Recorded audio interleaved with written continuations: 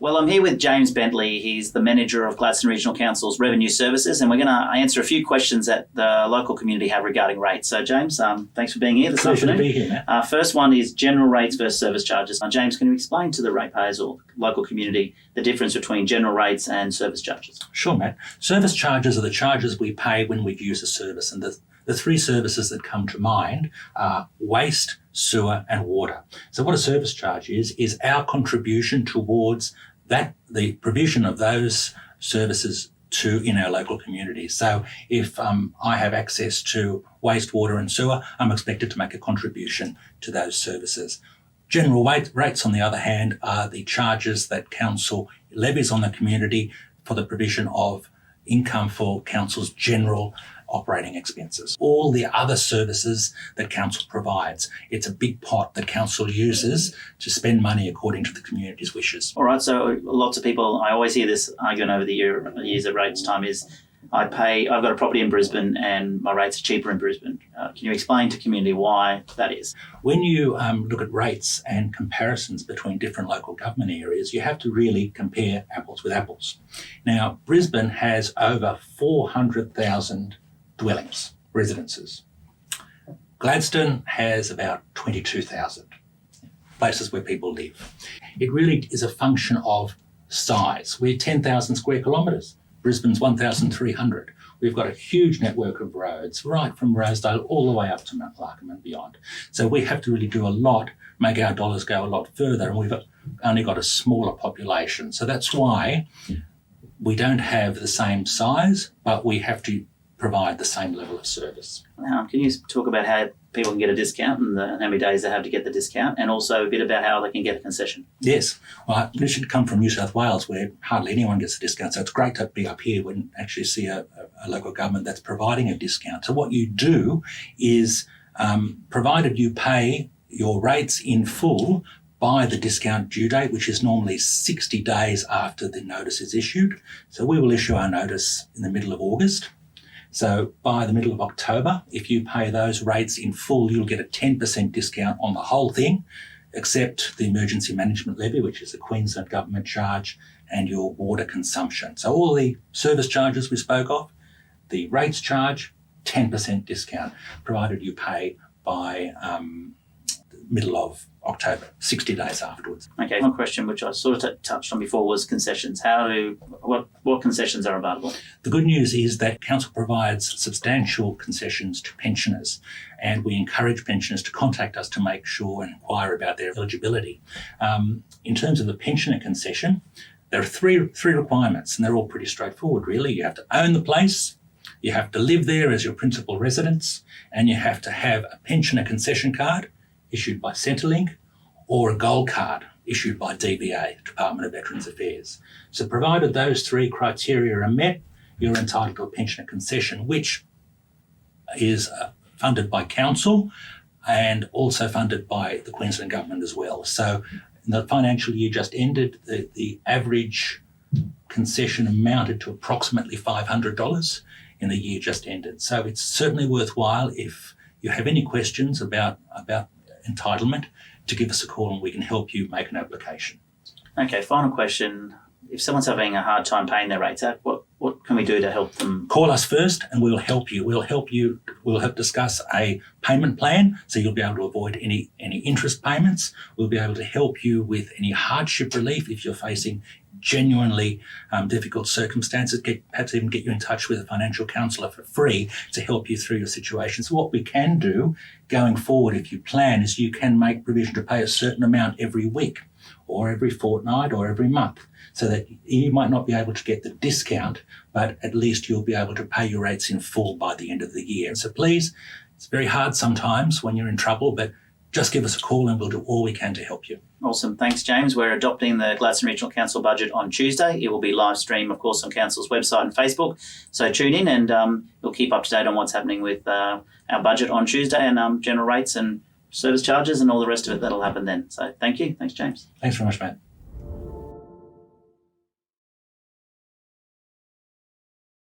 Sign up to Council's disaster and weather event warning system. Receive alerts about emergency news, severe weather events and other public safety alerts via SMS or email. Registering to the disaster messaging system is free. To register, visit Gladstone Regional Council's Region Watch website and click on the Register for Warnings button. Get ready, Gladstone. Take the steps to protect what's most important to you. Let's be better prepared and protected for emergencies and disasters.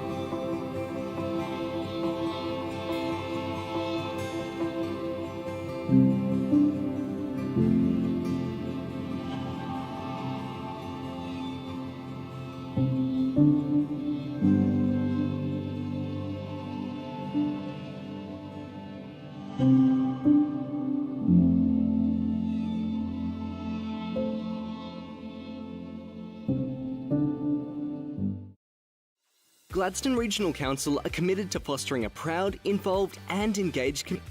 The Gladstone Regional Council Community Investment Program provides financial support to local community initiatives, projects and events which promote community connections, regional enhancements, community celebrations and community education. For more information on the Community Investment Program, visit gladstone.qld.gov.au. Gladstone Regional Council. Connect, innovate, diversify.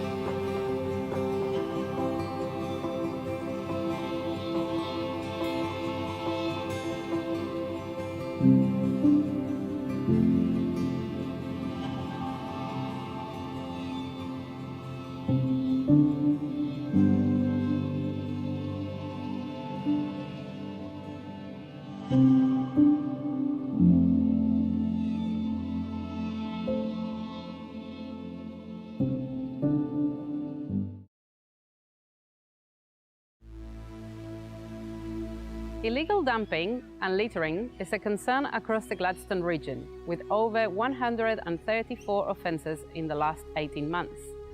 Our region is beautiful, but there are a few bad apples that ruin it for the rest of us, and they need to clean up their act.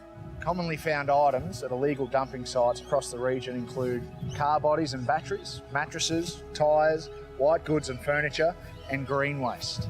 These items can be disposed of at any of the region's waste transfer stations, some of them even for free.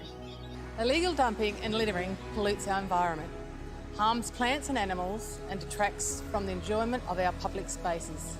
It can lead to stormwater and ocean pollution, with large amounts of plastic, sugar sachets, and cigarette butts caught in stormwater traps and grates. It's cheaper for everyone to dispose of waste correctly. Illegal dumping and littering costs our ratepayers thousands of dollars each year in waste management and clean-up. It's also costly for our dumper, with penalties of up to $10,000. We can all work together to keep our region beautiful and dispose of waste responsibly by placing rubbish in the bins, or even holding onto the rubbish until you're near a suitable bin, and using our local waste facilities. Don't be part of the problem of pollution. We want you to be a part of the solution. From towns to the bush, illegal dumping and littering is everybody's responsibility. Protect our public spaces and natural environment by doing the right thing for today and tomorrow. If you see illegal dumping, Dob in a dumper. Well, good morning. The time being 9 a.m, I declare open the general meeting for the Gladstone Regional Council for the 7th of September 2021. I call for apologies. We have everyone present, so no apologies. We'll move to the next item on the agenda, which is the messages of condolence. Councillors, do we have any messages? Over to you, Councillor Cameron. Yes, thank you, Mr Mayor. I'd like to pay our condolences to the Gregory family with the passing of Neville Gregory. Neville was a master jeweller, and you would have known that he had a business called Neville Gregory Jewellers. Neville passed away after a short illness. He is survived by his wife Patty, daughters Karen and Jackie, and son Mark. I enjoyed Neville's company on many, many occasions, and he's just one of nature's gentlemen. So he did have a good life and he lived it well. May he rest in peace. Thank you, Councillor Cameron. Councillors, any other messages of condolence? No, we'll move to the next item on the agenda, which is prior notifications of conflicts of interest, and I don't believe we have any. Is that right, Rach? No? Okay, councillors, do you have any would you like to raise from the table? No? Thank you, councillors. We'll move to the next item on the agenda, which is... Sorry? No? Yes, yeah, it is. Move to the next item on the agenda, which is the Mayor's statement on current issues. And firstly, I'd like to take the opportunity to thank the government for their $10 million investment into the next stage of the Inland Rail project. This is a nation-building project, and we've always been advocating that it should connect to the Port of Gladstone through central Queensland. And I presented to the Senate inquiry, I wrote to the Senate inquiry on the 18th of December 2019, presented to the Senate inquiry on the 6th of February 2020, and then with my fellow mayors and Regional Development Australia and John Abbott from the Central Queensland University, we presented again to the Senate inquiry on the 18th of June 2021 this year. And we have been able to convince the senators that they should connect this project to the Port of Gladstone, so much so that they have included a recommendation 8, that a thorough investigation into the connecting of the project to the Port of Gladstone be undertaken. And I'm pleased to say that the federal government announced that $10 million commitment to do that thorough investigation, which we all know will prove that connecting to the Port of Gladstone through central Queensland makes economic sense. We have the most expandable port in the Southern Hemisphere. We have a community that's supportive of this project, and it is going to be a great nation-building project, not just for the capital cities, but for regional Queensland as well. On Friday the 27th of August, I attended Symphony Under the Stars with a number of councillors and a packed Gladstone Marina stage. Fantastic to have that event back in Gladstone, of course, and to thank the team at ConocoPhillips, APL&G for supporting that and bringing that back to the Gladstone region. The following day was the Gladstone Multicultural Festival at the Tondoon Botanic Gardens, and the team of volunteers did an amazing job again. Helena, Karen, Gassan, Chris, and their, as I said, team of volunteers, hats off to you, you've done an amazing job. This afternoon, depending on, I think we're going to finish council early today, so we should be able to get to the Gladstone Connects event, which is all about do you import products from outside the region? Could you make products locally? And we're trying to connect leaders and manufacturers locally to shorten the supply chain for our local markets. So that's happening this afternoon from 1 o'clock. So contact the Central Queensland University if you want to go. RSVPs have closed, but I'm sure they'll fit you in. It's from 1 o'clock to 4 p.m. So contact Dr. Linda Pfeiffer if you'd like to be involved in that, if you're only hearing about it for the first time, although they have been promoting it very well. So that's boots on the ground. On Thursday, councillors, is Are You OK Day, and I know that you're attending a number of events around the region, and of course here at council as well, we have a number of functions and events happening to acknowledge Are You OK Day, something that's reasonably new in Australia, to be fair. We've all no doubt lost a friend or a family member to suicide, and this is all about making sure that our friends and family are okay, asking the question, are you okay? Because more often than not, people are not okay and they don't let you know, and you don't know what happens, and then it's too late and you're wondering why. So make sure you ask a mate, ask a family member on Thursday, are you okay? On Saturday, finally, Beebert opening. Congratulations, Councillor O'Grady and the entire team. The opening the section from Barrymoon siding near Calpower to Bullion, which is a 32-kilometre rail trail. It also includes a 10-kilometre ride, walk, run, or even you could even go on horseback from the Barrymoon siding to Galimble through those amazing 6 tunnels. And I'm sure Councillor O'Grady will talk more about that in council reports. At the same time, on the weekend is the Boyne Valley Showcase. So no better time to be in the Boyne Valley than this weekend. You've got the Boyne Valley Showcase Friday, Saturday, Sunday, and then the opening of the Inland Rail Trail on the Saturday as well. So the official opening is at 11 a.m. and we'll start the bike ride from 8. Thank you, Councillor Branthwaite, for lending me a bike. I'll be riding the the rail trail again. I have previously done it, and it's really worth doing. So I recommend everyone get out there on the weekend and enjoy that. And while we're talking Boyne, not just the Boyne Valley, but Boyne Island, of course, Under the Trees is on September 18, another amazing event and another band of volunteers. Where would we be without our volunteers in the Gladstone region doing an amazing job? So I encourage you to get your tickets for Under the Trees as well. Councillors, the next item on the agenda before we go to our deputations is the confirmation of the minutes for the 17th of August 2021. Move Councillor Churchill, seconded Councillor Hanson. Any business arising? No, I put the motion. All in favour? That's carried. Thank you, councillors. We'll move to our deputation this morning, and we have Lorna McGuinness from Stronger Places, Stronger People Gladstone, and Lorna's the startup backbone lead. So I'll hand over to Lorna, and hopefully we've got the technology right.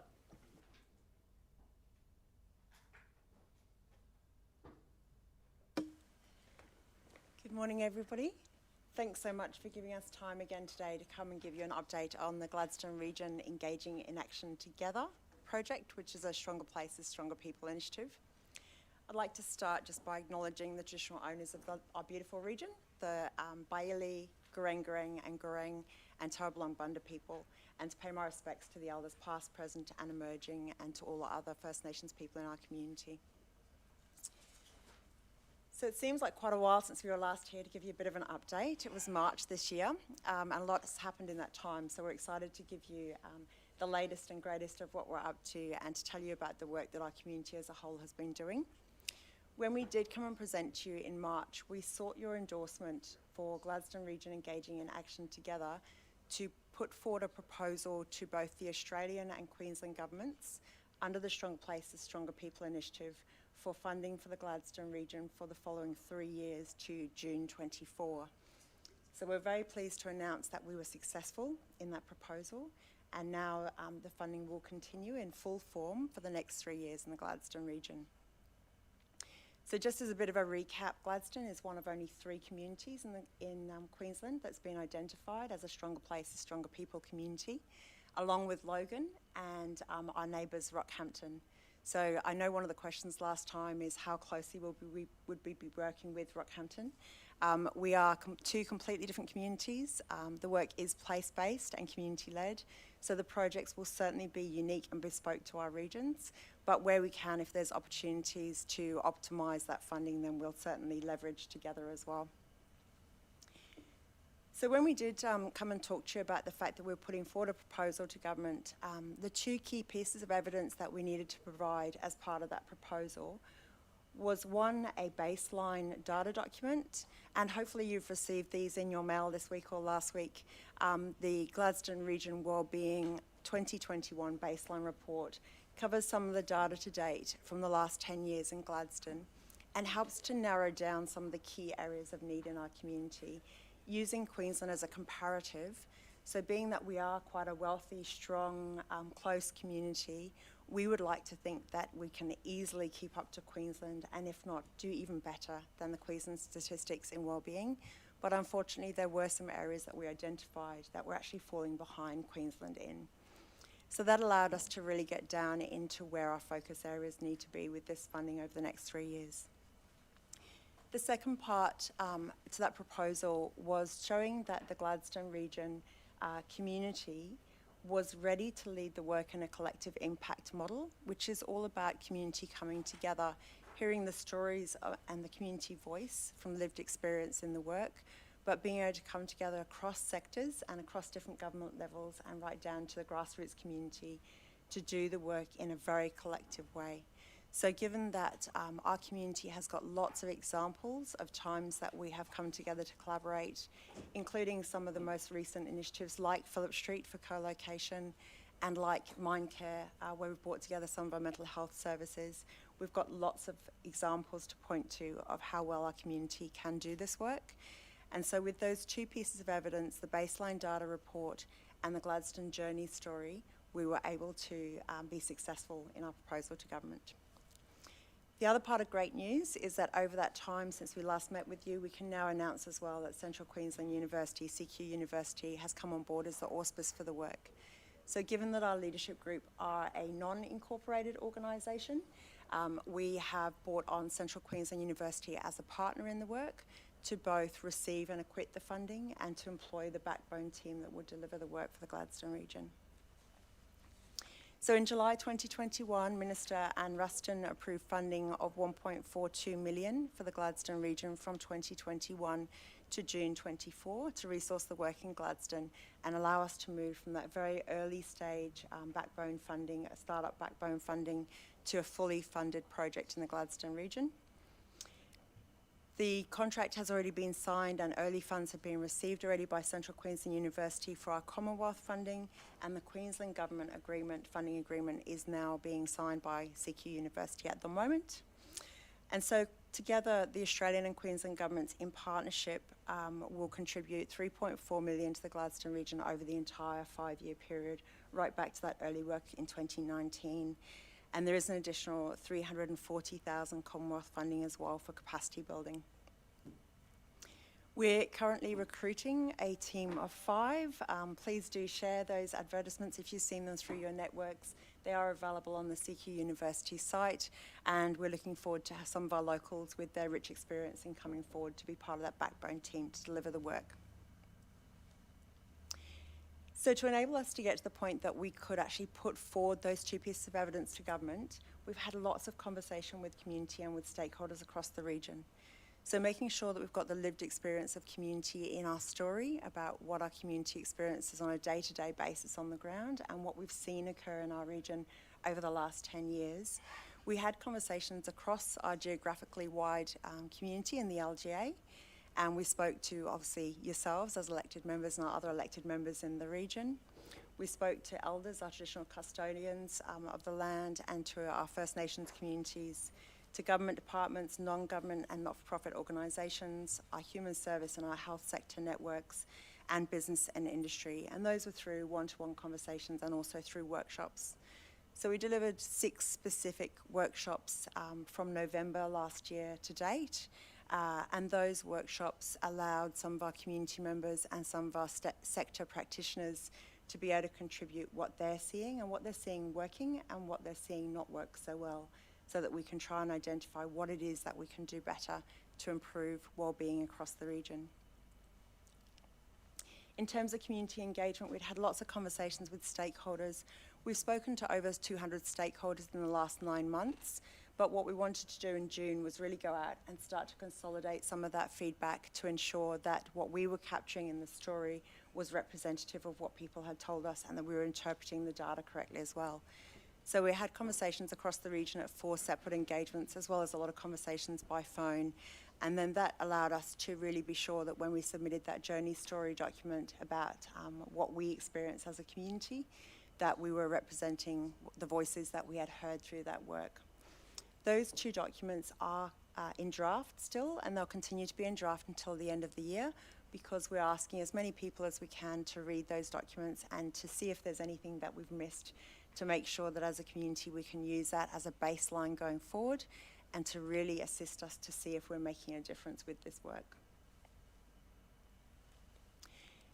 So as a result of the consultation that we did and the data evaluation that we did, the leadership group were able to then focus into what are the areas that we need to be able to watch and monitor and work really hard on in the next few years.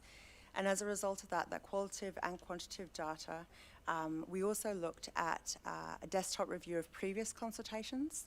So we looked back to work that occurred in 2015 through the Gladstone Region Visioning Exercise, the 2035 Vision Report, and we also looked at the Changing Lives, Changing Communities work that was done by QCOS here in 2019 through both practitioner and community involvement. And then the result of those pieces were woven into our focus areas. So the leadership group have been working extremely hard since they were inducted in March, pulling together all of that information and focusing on what should our vision be for the next 3 years to ensure that we are delivering what our community is asking us to do. So the Gladstone Region Engaging in Action Together vision for the next 3 years is to create opportunity, equity and quality of life for everyone.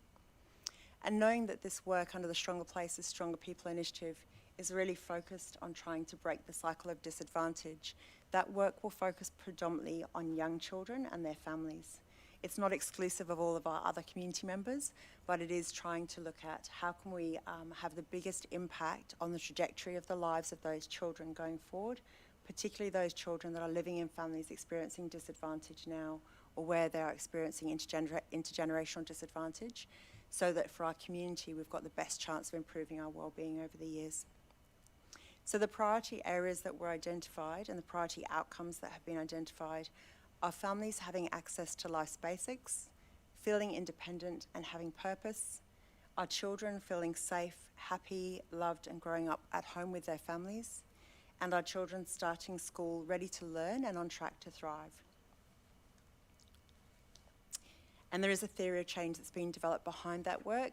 Lots of words on a page here, but I believe you've all got a copy of that, and we are currently in the process of developing this into a visual as well to be able to help our community understand those key elements that we think will make a difference to the work going forward. So our next steps.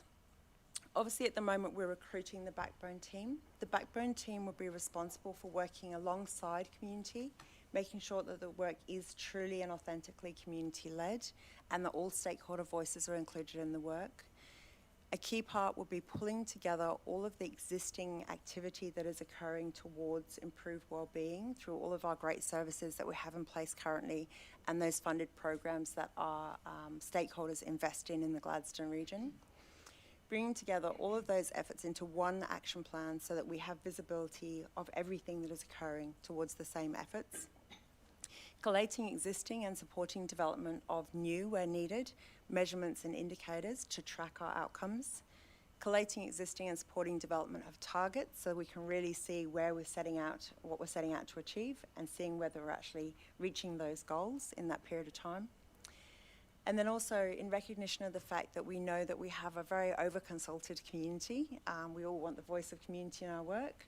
We will also be working closely with other stakeholders, including the other services and with the Phillip Street and the community engagement team of council to try where we can to align some of that activity so that our community can easily identify who they're being consulted by, what they're being consulted on, and hopefully to reduce the amount of time that we're calling on them as well with that aligned piece of work.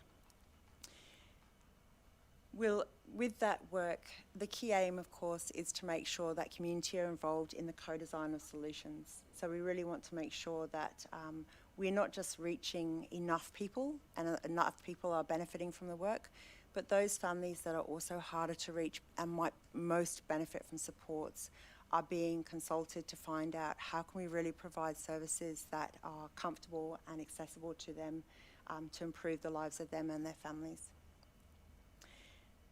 And then lastly, a key element of the work in the collective impact model is the data monitoring and evaluation. So our ambition is to have a centralised data source where we can pull together not only our ABS and population level data that we're currently looking at, but also our local data to get that real local context and real-time picture of what's occurring for our community. So that includes some of our service provision data at the local level, and it also includes community surveys that we might do on an ongoing basis and feeding back that community voice into the work. And the way that we will do that is by forming data sharing agreements with some of our providers locally that we can then put as a correlation point to some of our population data so we can see what's happening. And developing dashboards, so a bit like we do currently with environmental report cards and economic report cards, where we can actually see that we are progressing towards goals. That's the aim of the work that we're going to do in the social and wellbeing environment as well.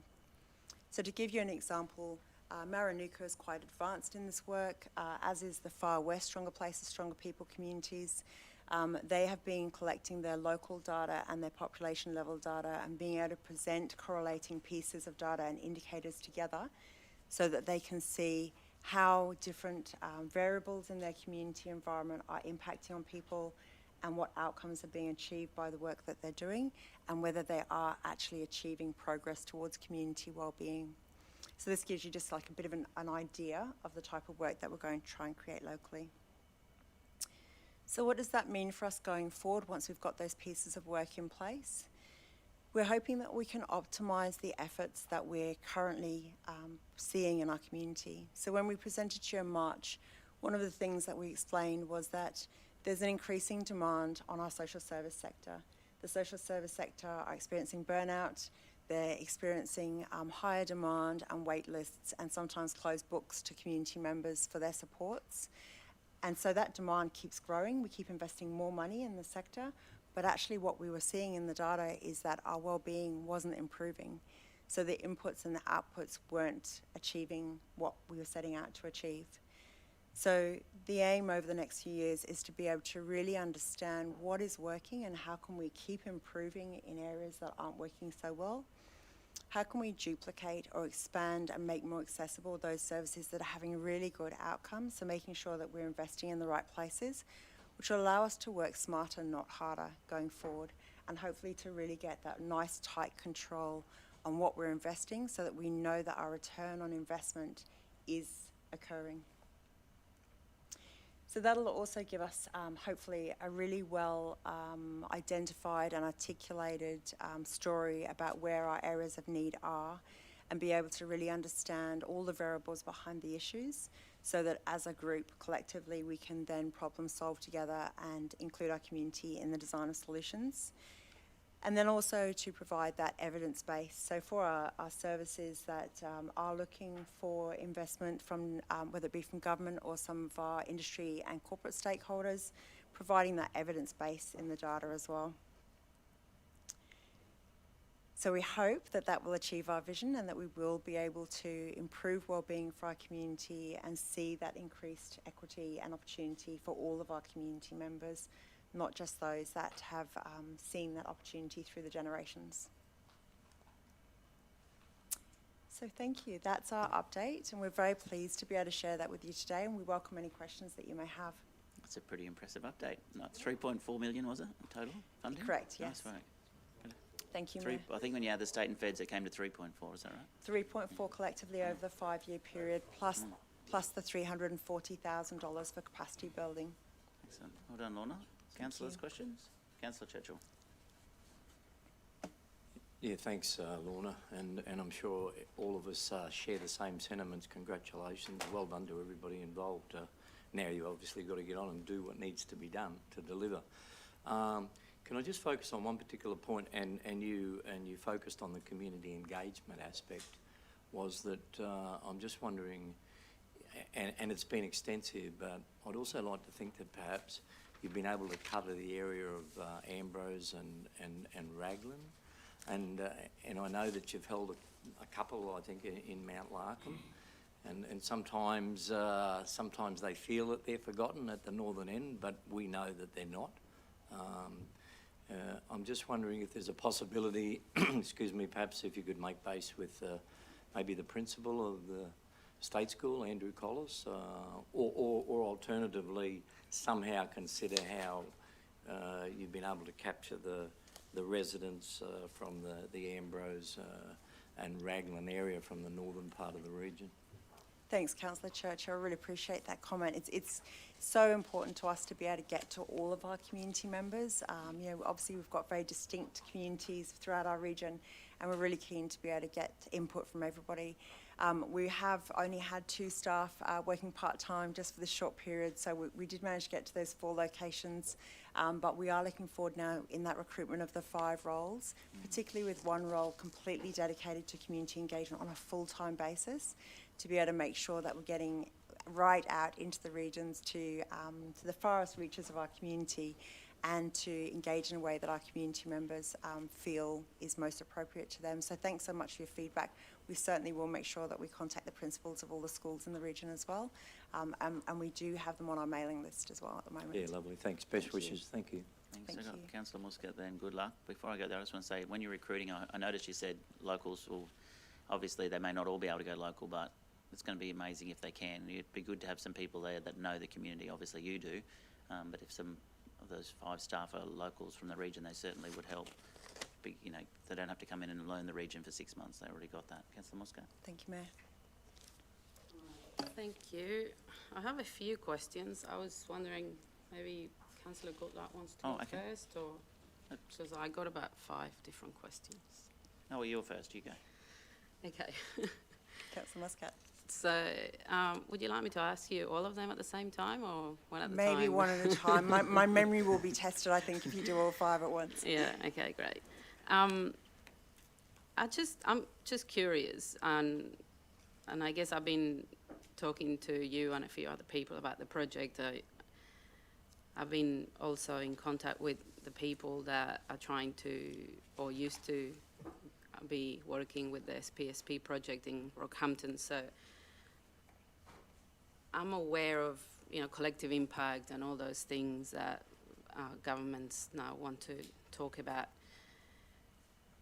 So I just wanted to ask you, my first question is, do the people leading this, your group, or I don't know how to call it really, because it's just a group, or... The leadership group? Okay, so the people leading this have any lived experience of disadvantage and understand the hardships of people without social and economic privilege, that people without social and economic privilege experience? Yeah, great question. Thank you, Councillor Muscat.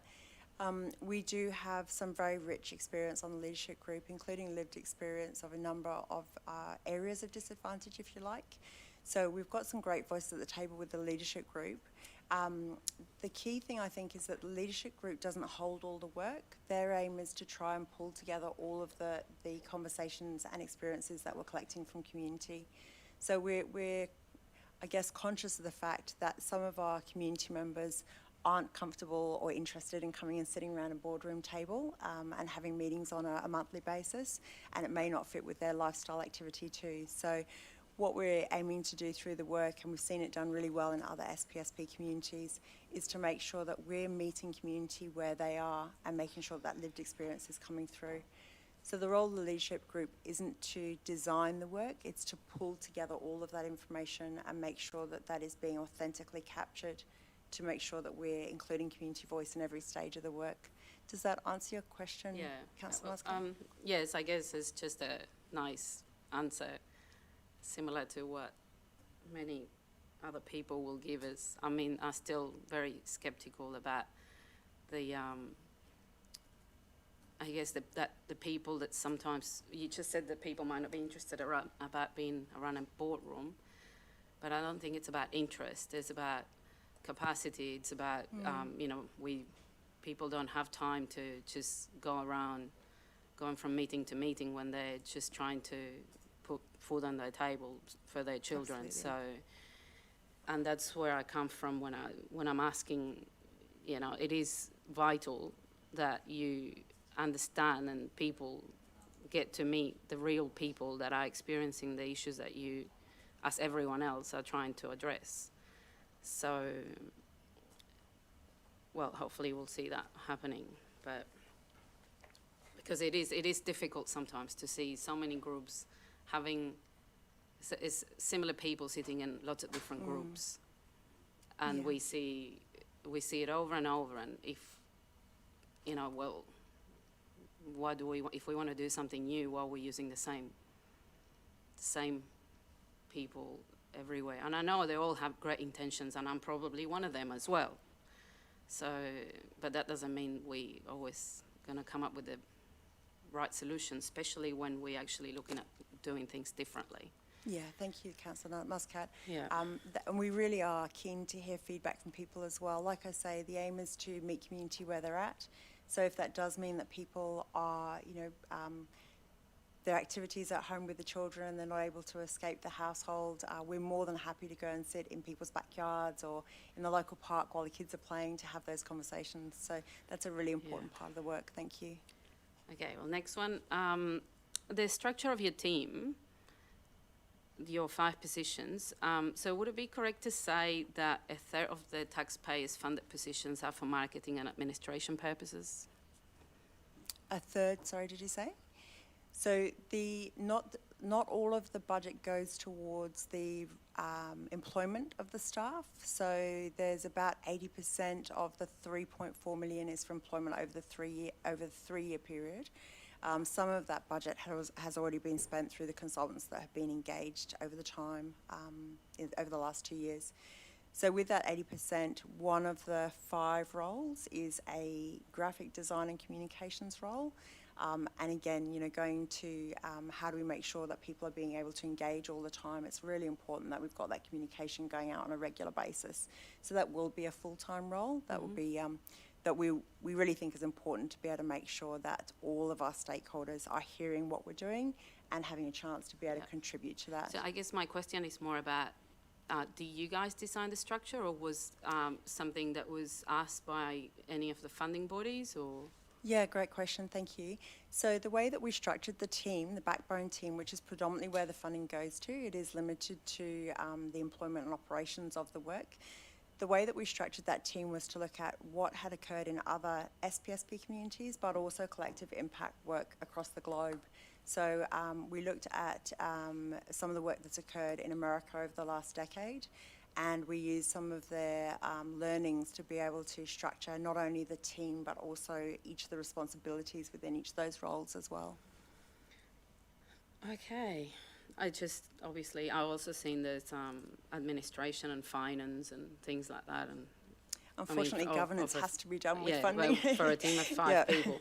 And I guess that leads on to the next question, because I was also worried. My understanding at the beginning of the project was that there was going to be some sort of service delivery, and I see that there isn't any. Well, at least what I've read so far. So, just wanting to confirm that there isn't anything. And also, by what you just said before, I just thought of something. So will our local service to seek some kind of endorsement from your group to prove that they're, I guess, in the collective impact model, or they're, endorsed by the SPSP when they go to government? Not at all, not at all. So just to be really clear, the funding that's being provided to the Gladstone region under the Stronger Places, Stronger People initiative isn't for program delivery at all. It's in recognition of the fact that we keep investing in our program delivery and our service delivery and the outcomes that we're all hoping to achieve, including all of those staff that rock up at work passionate about their community.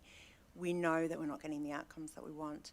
So the aim of this funding is to be able to try and track right from the funding in and the inputs in, including all those human service hours, to the outputs out, to see where we can do better. So no, it's certainly not a compliance body of any sort. There's no requirement for any of our existing services to engage with us if they choose not to. But our experience so far is that given that all of our human service providers are in the work because of the passion that they have for our community, they also want to see that improved wellbeing. So the work's been really well received by the sector. We're in the process at the moment of forming partnerships with those organisations that are keen to be part of that data monitoring and evaluation. And we're obviously in conversations with a lot across the sector that are understanding the work and seeing where they fit and where they can benefit and where their client base or where our community members can benefit from the work. Yeah, it's just that you mentioned things like,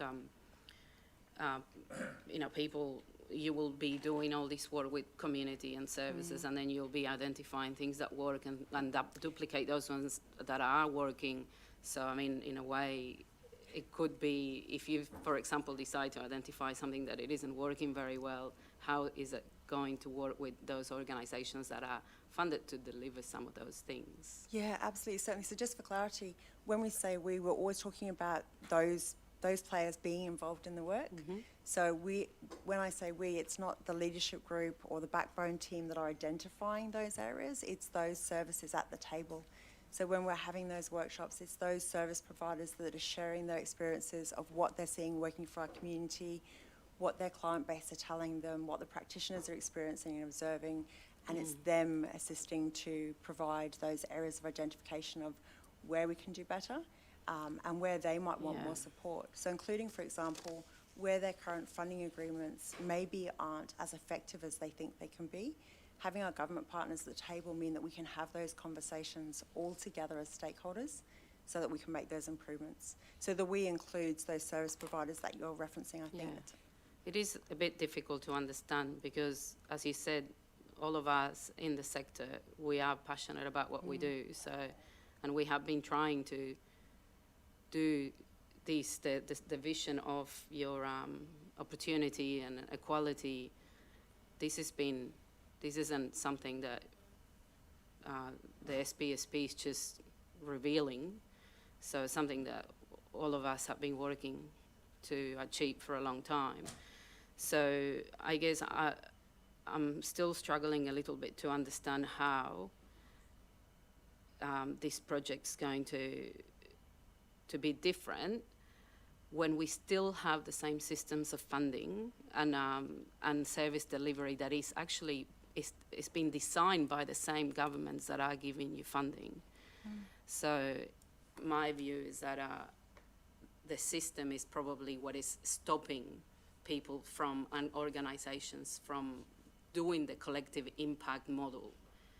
So I think having a collective impact model will be wonderful, and we all share the same passion and the same vision if we had a choice. But I'm still finding it difficult to understand how we can change that when we still have the same system of funding and service delivery that is given to us, is imposed on us. So thanks, Councillor Muscat. And that was certainly the feedback that we were hearing from sector.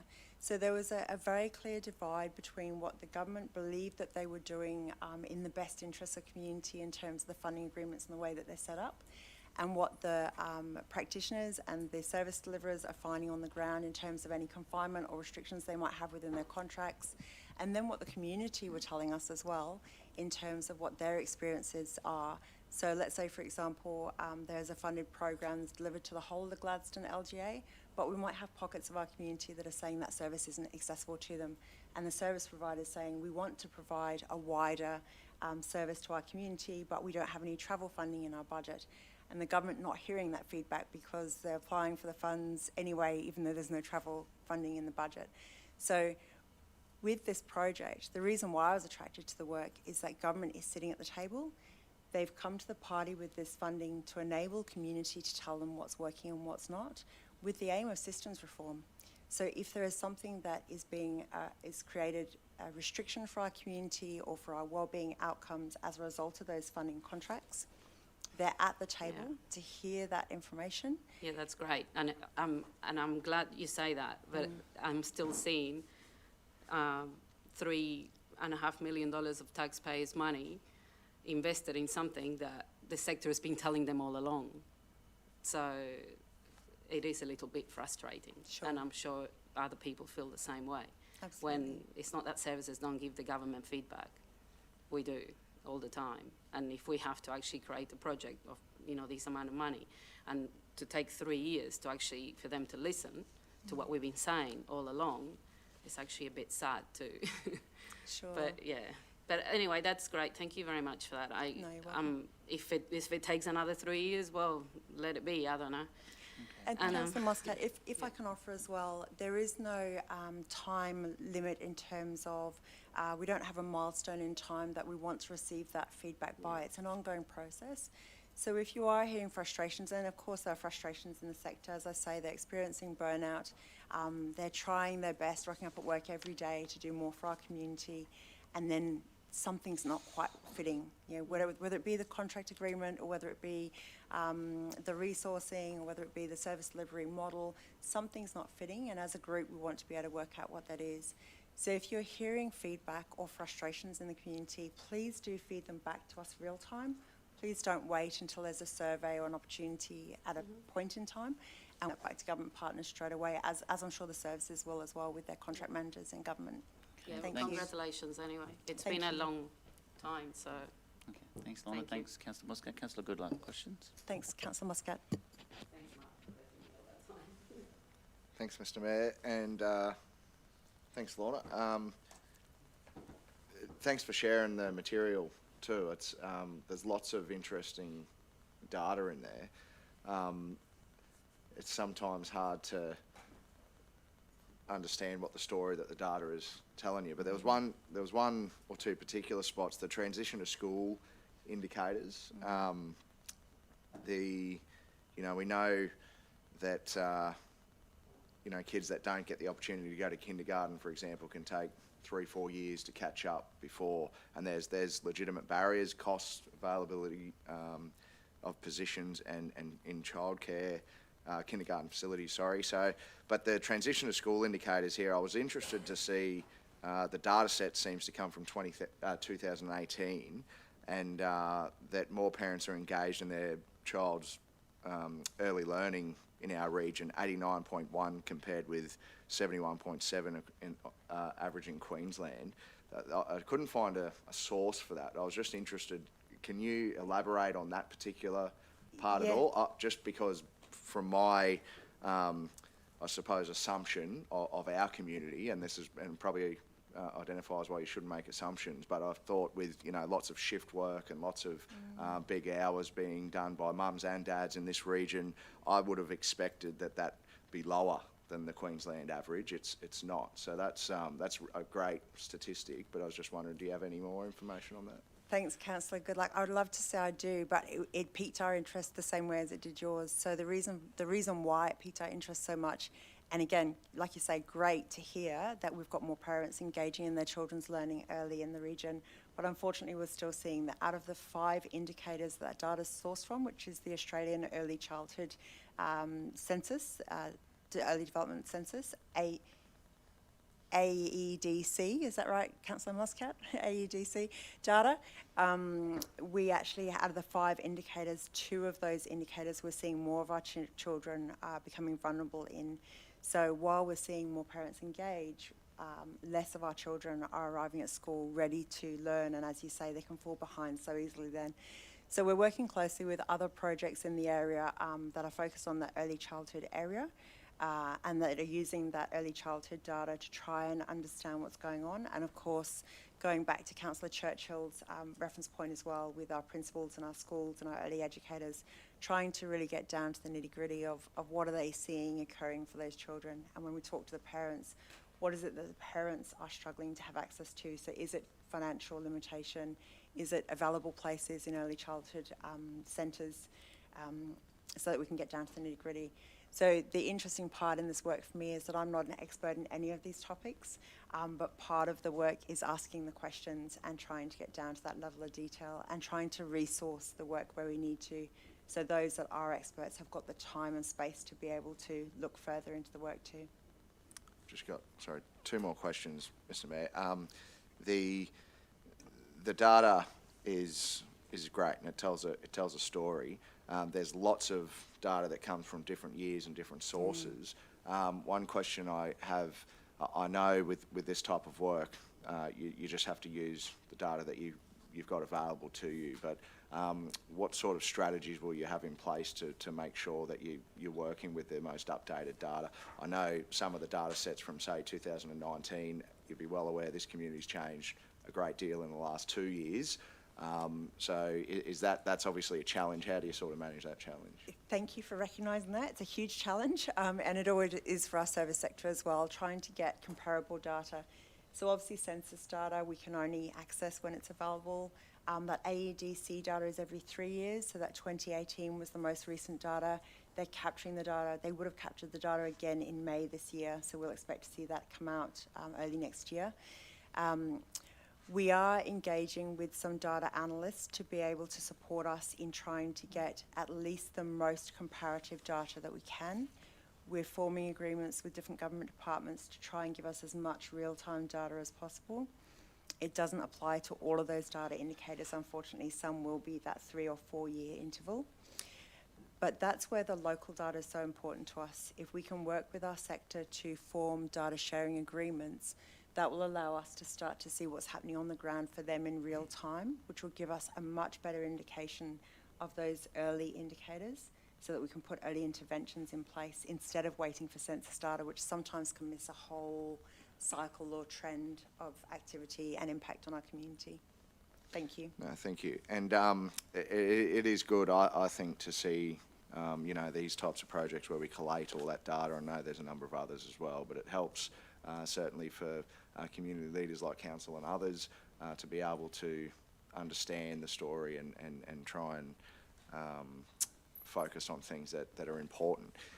Just the last one for me, I think it was on the 2nd or 3rd slide, the outcomes sought, and there was 3, I think, points around. One of them was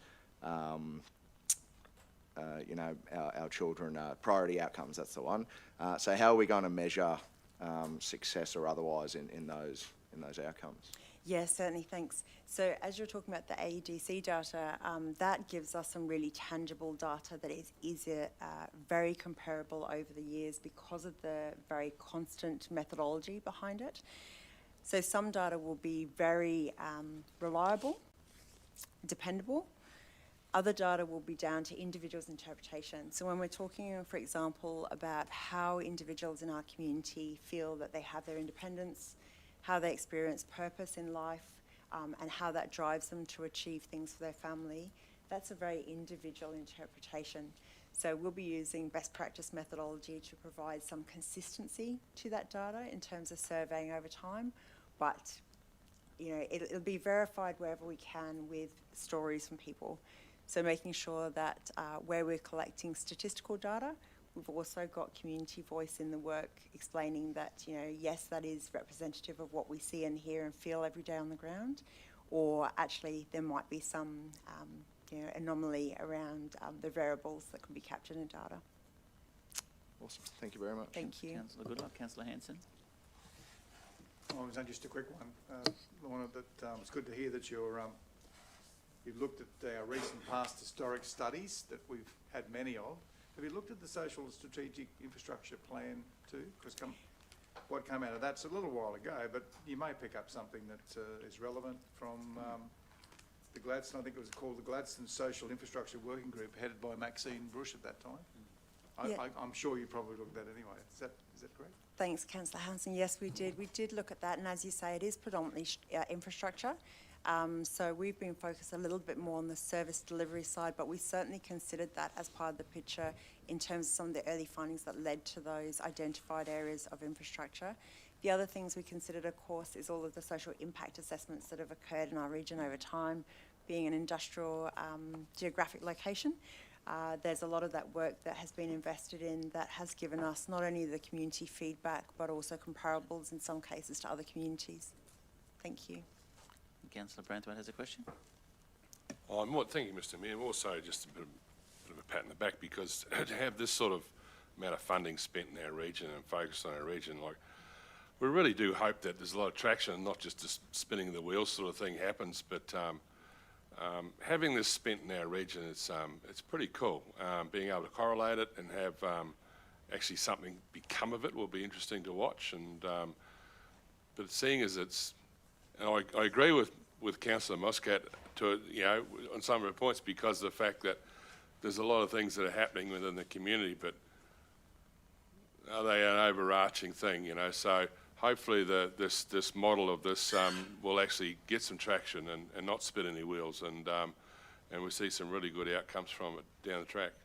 Well done. Thank you. Thanks so much, Councillor Branthwaite. And of course, it's going to be a whole of community effort.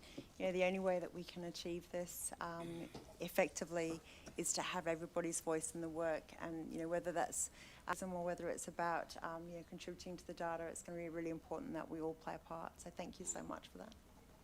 Any further questions, Councillor Churchill?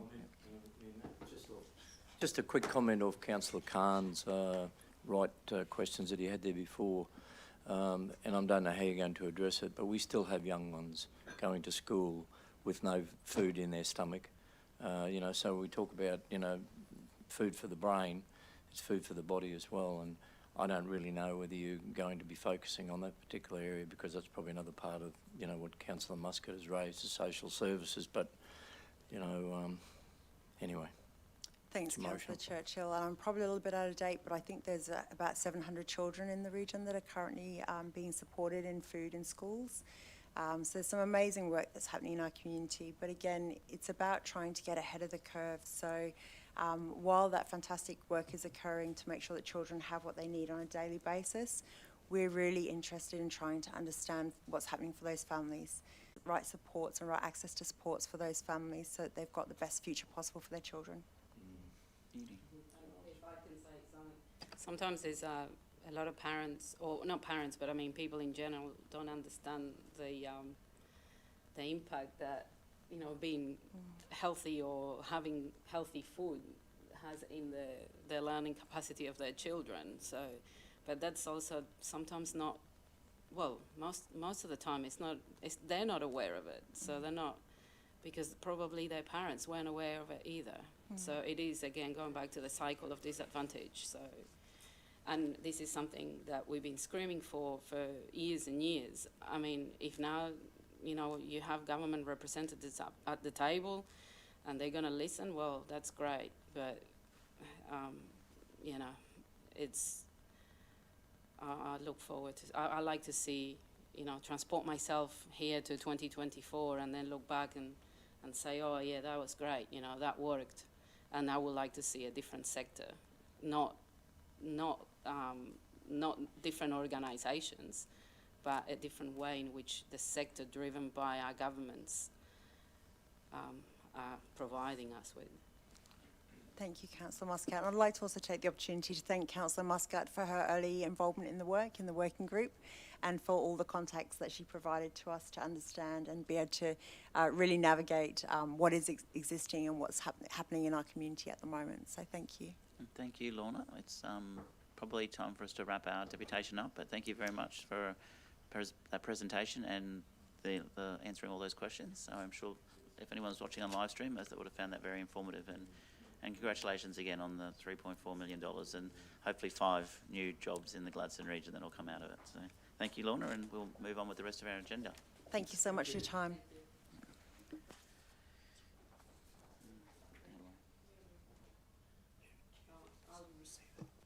Yeah, that's right. So can I just get a councillor to move to receive that report, please?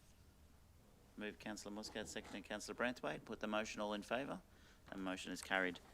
The next item on the agenda is our officers' reports, and G4.1 is Waste Operations, Aldoga and Alf Larson, and I'll hand over to the Acting General Manager of Operations, Mick Mulvey. Thanks, Rick.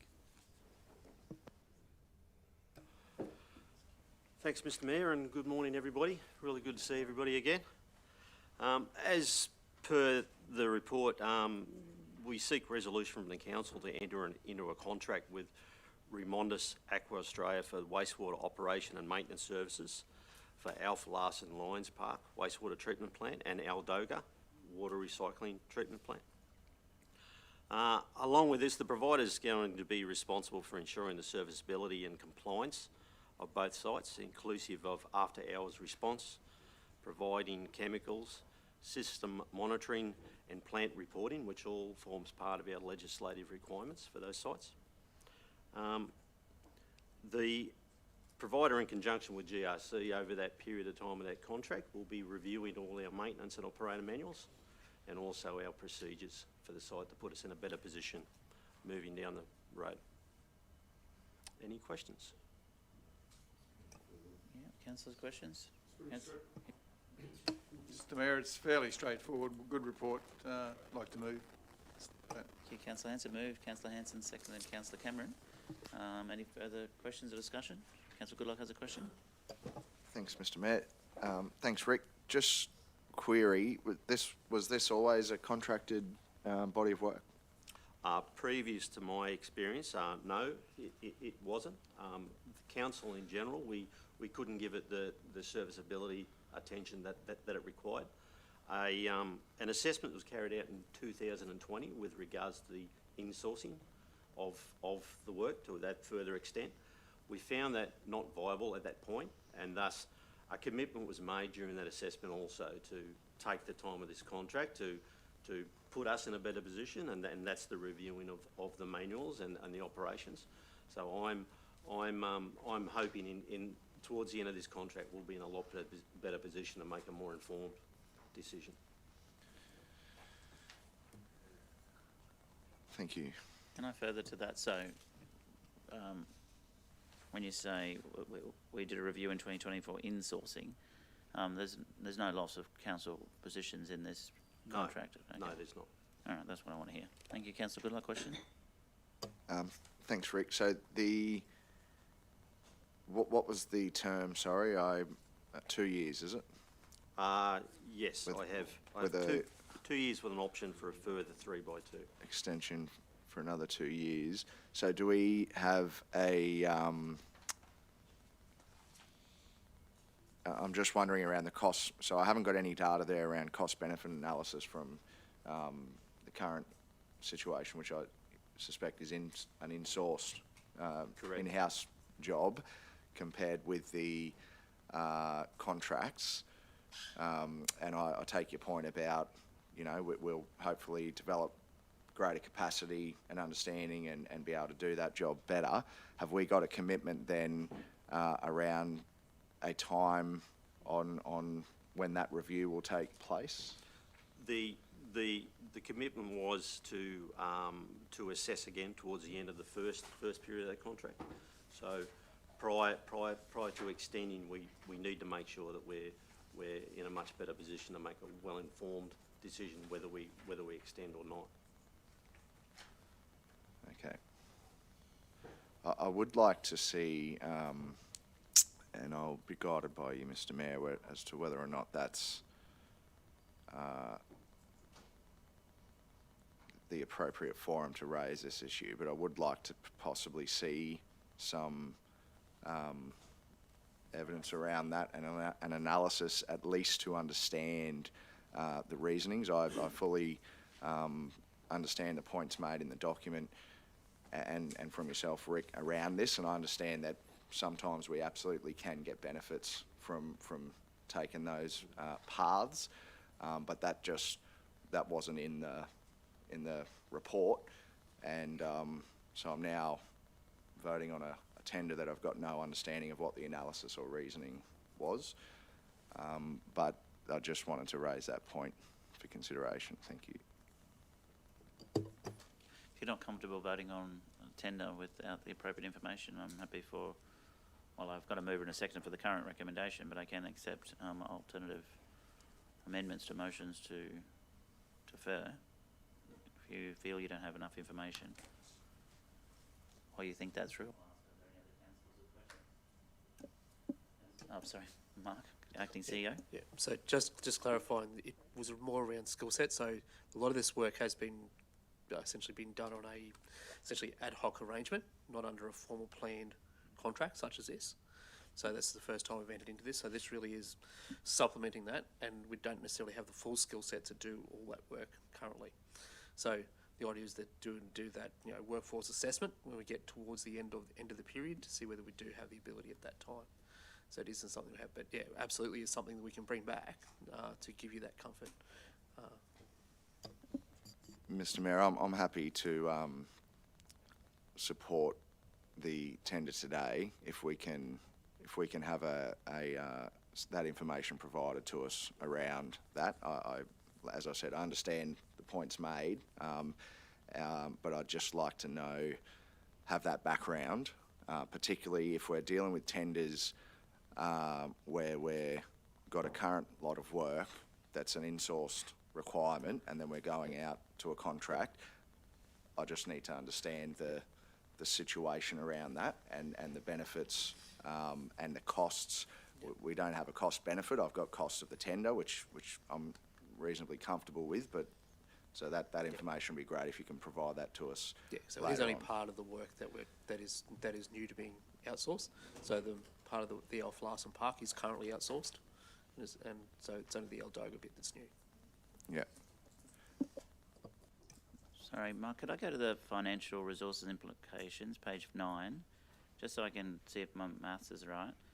It says $425,707 ex-GST per annum, and that's $6,254 per week for Alf Larsen and $1,931 per week.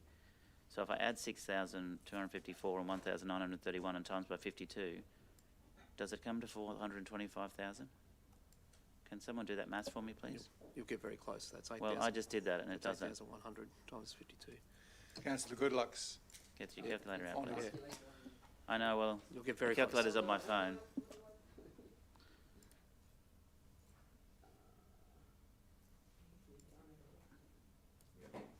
It is? Yeah. But it's close, but isn't it more? So how can it be more? For me, the numbers should equal. Like, if they don't equal, then it's been a long time since I did accounting in high school, but the numbers were meant to equal. Anyway, the budget figure is $425,707, or is it? That's right. It is? Okay. That's the contract amount. The contract amount, that amount is part of the cost of providing the services for both Alf Larsen and Aldoga. Yeah. So the 425,000 is only part of their budget for those facilities. Gotcha. Thank you. So good luck. Another question. Sorry, so just clarifying, the current work for Alf Larsen Park is already contracted, is that right, Mark? So the Aldoga component is the one that's an additional contract. I saw in there with Aldoga, so can you just give me some more context around the benefits for the Aldoga piece? Is that? So where we're looking at there, Councillor, is where we're going to gain benefit is the actual monitoring and the reporting on the site that we don't currently have. So it'll be a lot higher level of data on failures, as in types, trends, water quality, plant performance, and so on, which all goes towards our compliance with the required environmental legislation. The provider's also going to be appointed as an agent for GRC in relation to the environmental protection regulation, which is a requirement that we need to meet, and has the responsibility in respect to the transportation of waste. So really, what it's doing, it'll be putting us in a lot better position to make that informed decision in that 2-year time frame. What exactly is the telemetry system? So what that is, very much the same as a lot of equipment have around the place nowadays. So you've got the remote monitoring. For example, our water team, in conjunction with the provider, will be able to monitor the systems remotely. So we'd be able to track on water quantities being processed, on the quality of the water, on the operation of the actual pumps and motors and so on, so we can pinpoint when there's failures, and that'll help us in a longer term maintenance strategy also. If we can predict our maintenance before something fails, as you well know, coming from a trade background, that's going to cut down on the interruption of production, and it's going to allow for a higher level of efficiency. Thank you. I'm comfortable with that. That's the sort of additional sort of context that I would like to see in the report when we're making those sorts of decisions. But appreciate that extra info. Thank you. Thank you. Councillors, further questions? I was going to say something there regarding a trade, but no, I won't. Don't even reply. Thank you. Councillors, we have a mover in Councillor Hanson, second in Councillor O'Grady. No more questions. I put the motion. All in favour? Motion's carried. Thank you, Rick. The next item on the agenda is 4.2, which is the review of Councillor Acceptable Request Guidelines Policy. And I'm going to hand over to the Acting CEO, Mark Holmes. Thank you, Mark.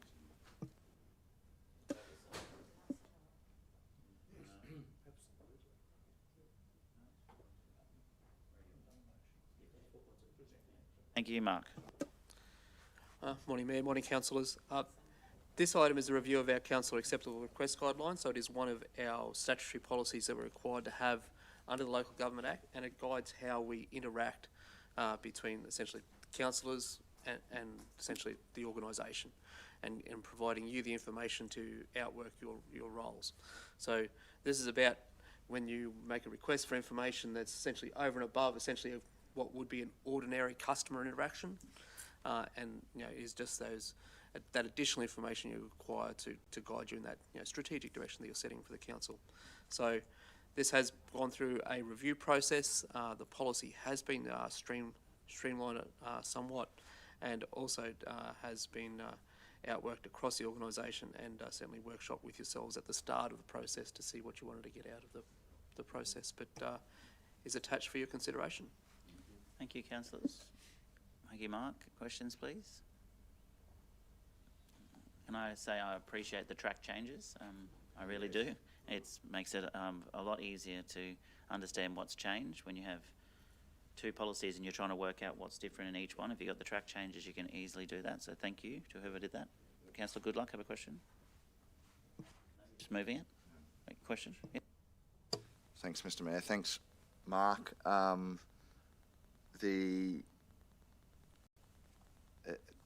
It's good to see the addition of the. Sorry, I'm just trying to find the section, but about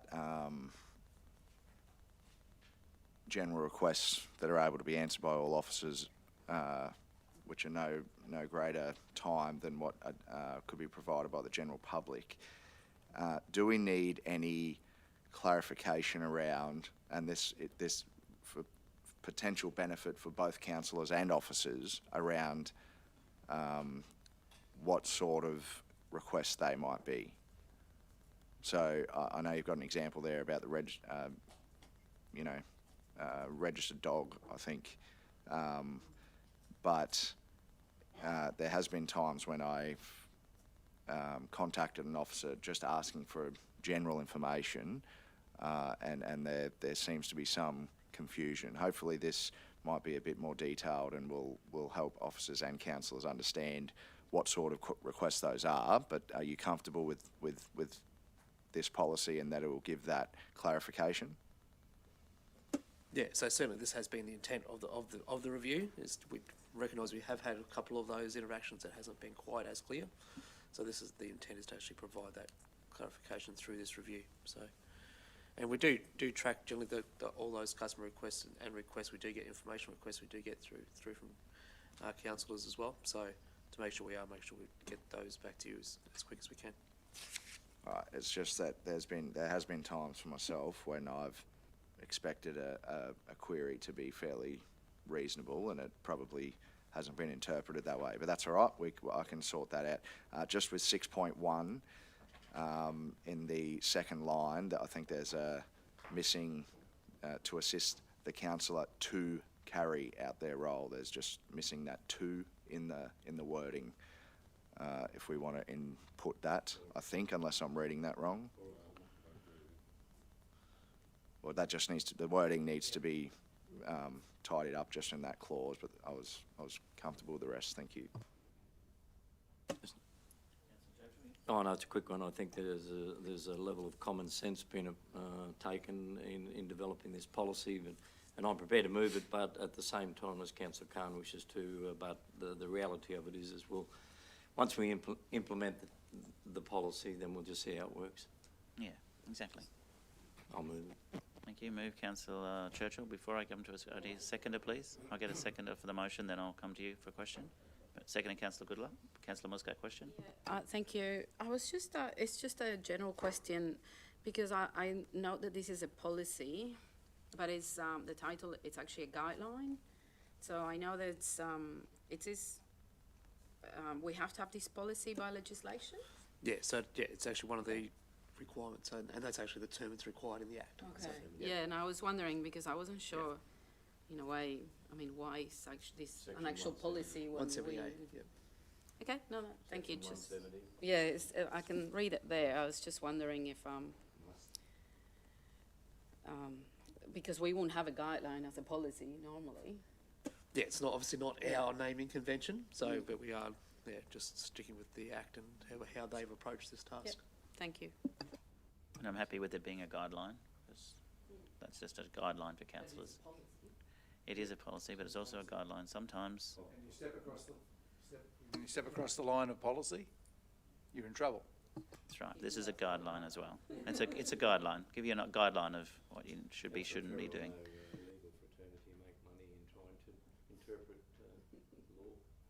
Yes, I think that the wording is good.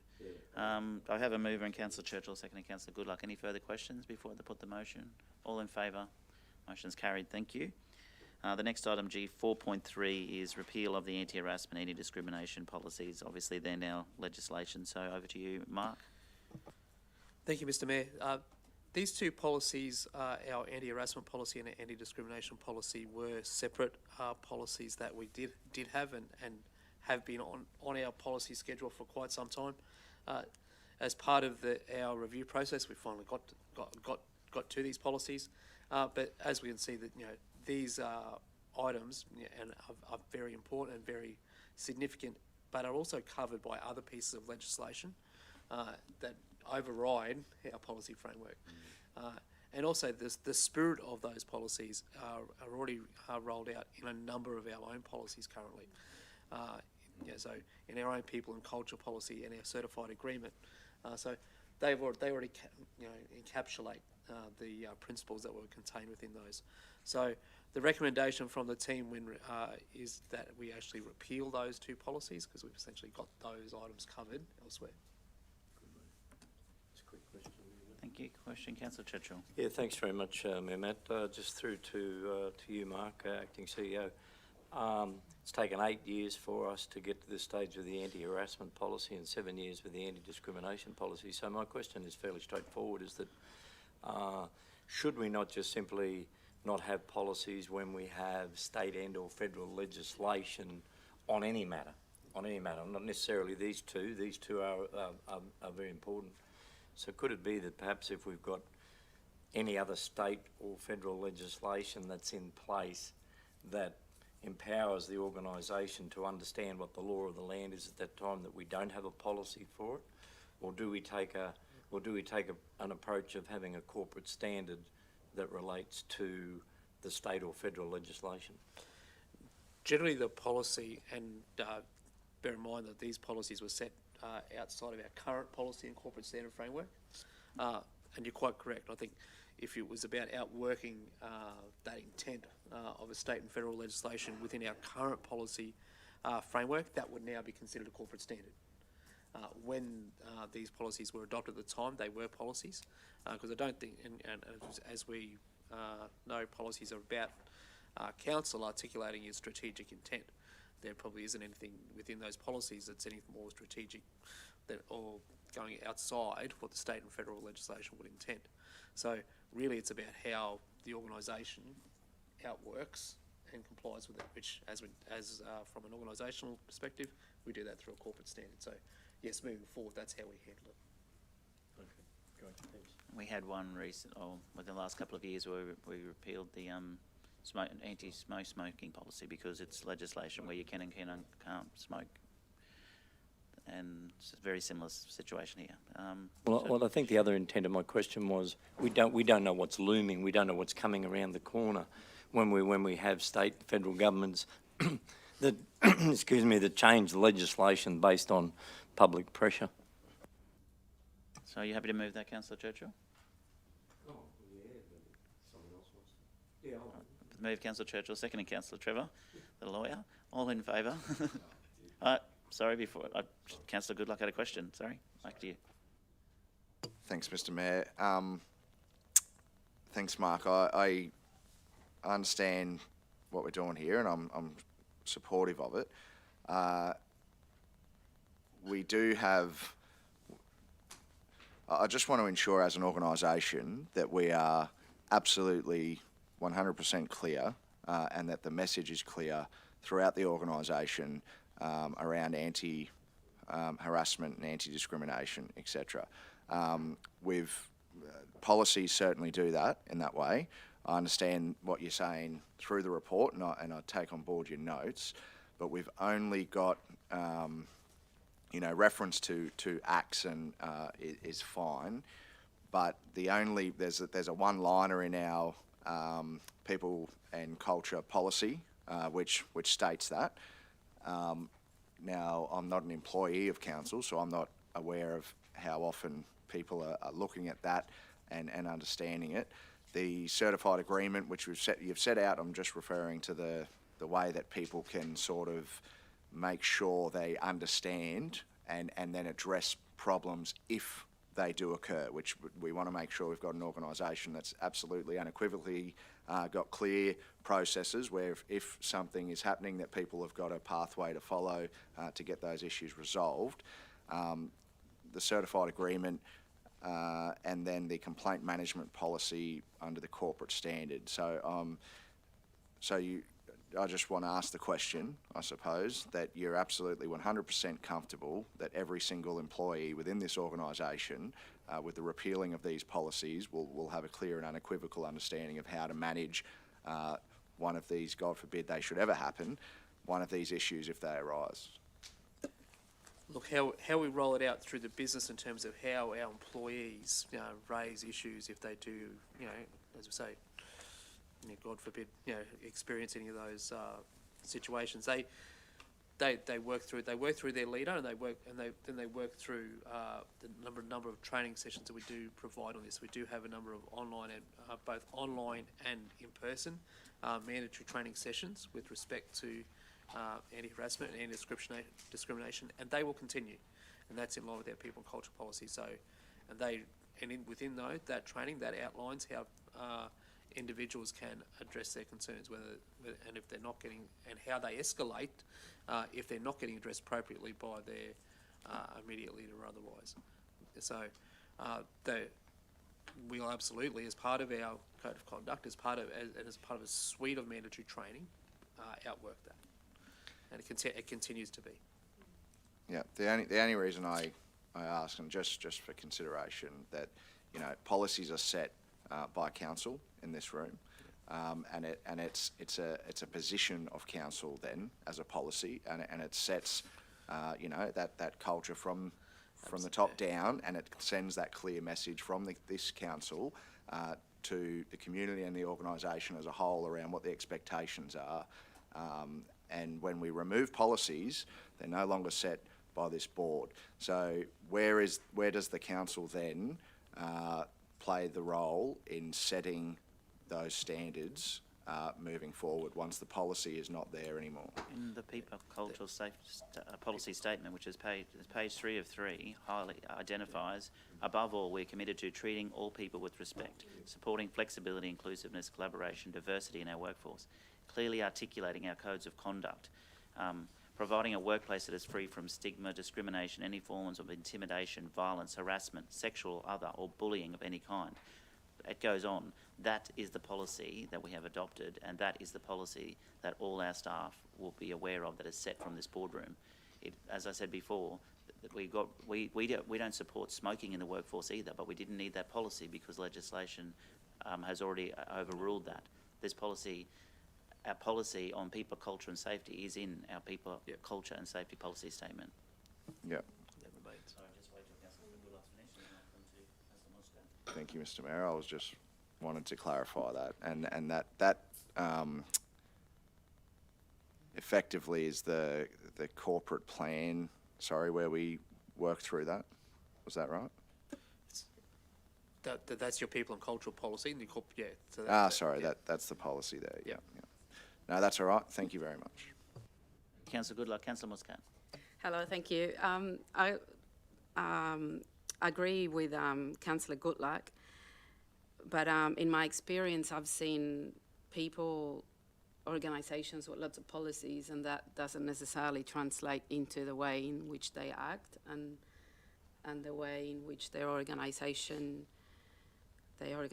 staff and other stakeholders are treated. So we can have lots of policies, but in relation to this, which I am quite passionate about, I mean, I'm sure we all are anyway, but I see anti-discrimination and harassment and all those type of things as a cultural thing. So we can have, more policies and more things. While I understand that, we might need to have something, this is already in other places and is also illegal. So I would like to make sure that we keep doing the culture work that we're doing to make sure that what we say is what we do, instead of just, just talking.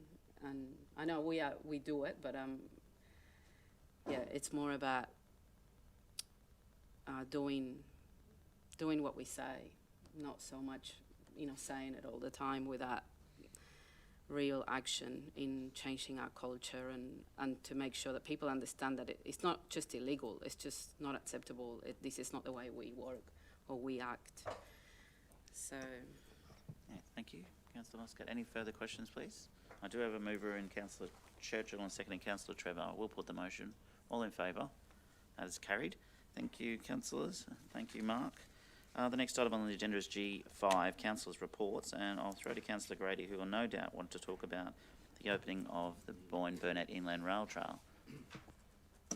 Thank you, Mr Mayor. Yes, I can finally see the light at the end of the tunnels.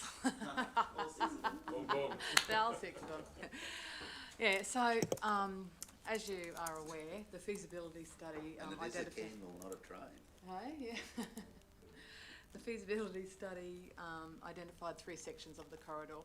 So the first section that's being opened is from Kelpower down to Boyne on Saturday. So at 11 o'clock, like the Mayor said, is the opening. So I just wanted to let you know, I've been speaking to some of the business operators in the area. So accommodation, they're actually booked out. There's some of the local hotel that is close by. They're booked out on the Friday night. Actually, there's 2 booked out on Friday night. I know there's Airbnbs already booked out for the whole weekend that are very close to the tunnel section. So, you know, you can see the economic benefit already happening in the communities, which is great. So, I just wanted to make everybody aware, in the last 3 months there's been over 1,000 volunteer hours put in to actually making the rail trail happen, that section. So it's just been amazing what the community have done, volunteers, members, non-members turning up for working bees just out of the blue. So, and they've worked really, really hard to get what they've done. So I was forwarded an email and I just want to just read a little bit out of it. So it's from Craig England from Department of Main Roads and Transport. So he said, I can confirm that there is no impediments to TMR granting you an operational access licence for the section between Kelpower and Bullion. So I was very excited when I read that. So, but yeah, so if you're not doing anything on Saturday, come along. So 8 o'clock, bike riders, and you can ride down the 10 kilometres and there will be shuttle buses there to pick you up. There's 2 different companies actually providing the shuttle buses, which is great. One from Gladstone region and one from the North Burnett region. So, which will be fantastic. So you can ride the 10 kilometres, or if you ride 32 kilometres, they'll pick you up and bring you back to Barramoon where the festivities are happening. So I'm not sure what you're riding, Mr Mayor. So well, as far as I know the Mayor of North Burnett's going to be there as well, so I'm happy to give her a challenge down the mountain. Oh, okay. Preferably the 10 kilometre, but if she wants to do 32, we'll discuss. Yeah, oh, very good. No, we're catching the bus back up the hill, thank you. Also, Weekender will be there, the TV show Weekender, and I'd like to thank GOPDL for coordinating that as well. So besides just coming to the opening of the rail trail, they'll actually be going to Curtis Island, featuring their trails over there. They'll be going down to 1770 as well. So no, it's very, very exciting for the region, and I think we'll get our 15,000 visitor visitor in, I don't know, I'm lost for words really. Visitor numbers? Yes, our visitation numbers, that's what, thank you. And yeah, so I think that we'll get that in the first 6 months, not a year like they stated in the feasibility study. So thank you very much, everybody, for supporting the project. Yeah, looking forward to Saturday. Councillor Goodluck, Under the Trees. Yes, thanks, Mr Mayor. Just like to remind everyone, Under the Trees Music Festival in Boyne Island on the 18th of September. Tickets are selling out fast, so make sure you get online and order your tickets. There's also tickets available to the Under the Trees Eve, which is a twilight art gala, and that's on the Friday night before the festival, and it's less of a music festival, more of a fancy wine, dining, cheese boards, and appreciating the artistic value and all of the fantastic artwork that's in and part of the Under the Trees Festival. There will be bus services running throughout the Boyne Island Tannum Sands area if anyone's interested. I believe they're trying to organise buses for Gladstone as well, and there will not be tickets sold on the gate, so you need to make sure that you get your tickets before the night. So yeah, and they are selling out fast, so jump online, grab your ticket. It's going to be another fantastic festival. I think there was about 2,500, so I don't know how many's left, that's a good question. The committee organisers will be able to tell you that, but I do know they told me on the weekend they're selling out fast. So, thank you. Thank you, Councillor. I have my ticket, Councillor. I've got Councillor Churchill, then Councillor Muscat. Yeah, thanks, Mayor Matt. My apologies, I haven't been able to put a written report in because the agenda was closed from a forum that I went to last Tuesday afternoon at the Gladstone Bowls Club. This was one that was postponed previously, I think, from a COVID cancellation, which is in relation to the single-use plastic items ban. So I suppose to make it brief is that thank the Queensland Government for organising, or more so through our local member Glenn Butcher's office, organising the forum. It was well attended, and I did distribute the app information to councillors, but I've tried to collect as many of these flyers as possible relating to the single-use plastic items ban started on the 1st of September. So it's probably more a matter of understanding what it means, if that could be passed around. And I suppose the last part of it is that from that particular forum, whilst it's a community-driven ban that's come in from legislation from the Queensland Government, I think also at the same time it's probably also trying to understand from a local government perspective, what does this mean for local government? What does it mean in our recycling? What does it mean? I know Councillor Rick Hanson's very much into that waste management, as we all are, and perhaps at some stage we might be able to receive a report internally that indicates what does this mean for local government and our waste management operations. That's it. Thanks. Thanks, Councillor Churchill. Councillor Muscat, and then Councillor Hanson. Thank you. I just wanted also to remind people that this weekend there's also a couple, if you choose to stay in Gladstone, there is a couple of other events that are quite significant. There's a Family Fun Day. Oh, thank you. So that is to raise awareness on suicide and prevention. So that is organised by the Rise for Lives Australia, which is a local group in Gladstone.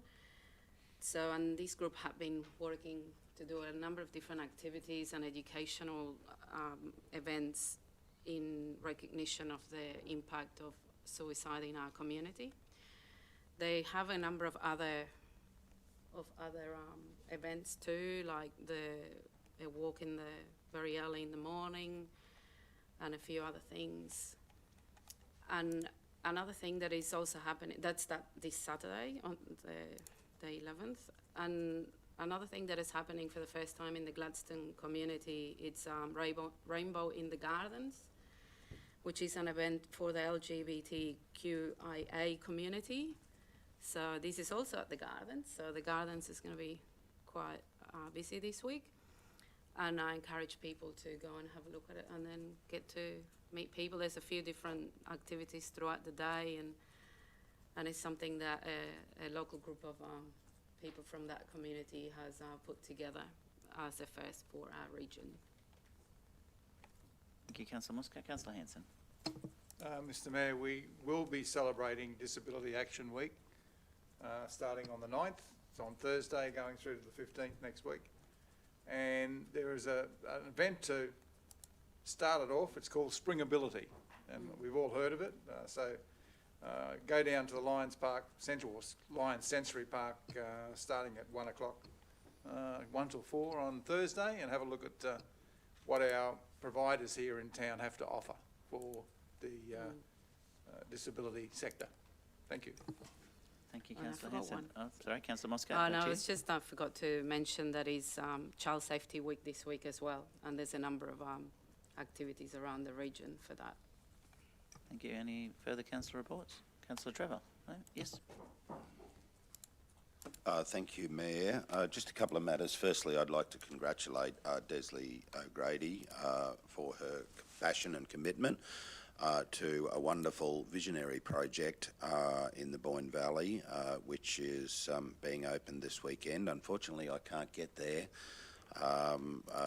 Both your family and my family are strongly connected to the particular project, Matt, as you know.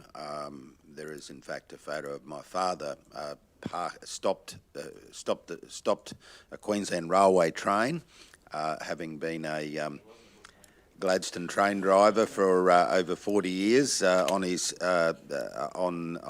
the day of his retirement, he stopped the Queensland Government Railway train at the tunnels, and his fireman took a photo, and I still have that and hold it very dearly to my heart. God bless him. So congratulations, Desley. I'm sure in years to come it will become a signature project for the Gladstone region.